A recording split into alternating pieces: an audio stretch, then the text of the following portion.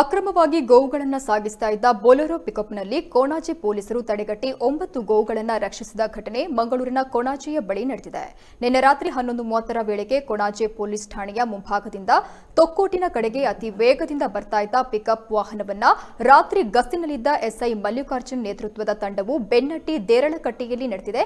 ಈ ವೇಳೆ ಚಾಲಕ ಮತ್ತು ಮತ್ತೋರ್ವ ಆರೋಪಿ ಪರಾರಿಯಾಗಿದ್ದು, ಪಿಕಪ್ ವಾಹನವನ್ನು ಮತ್ತು ದನಗಳನ್ನು ಕೊಣಾಜೆ ಪೊಲೀಸರು ವಶಕ್ಕೆ ಪಡೆದು ಪ್ರಕರಣ ದಾಖಲಿಸಿಕೊಂಡಿದ್ದಾರೆ.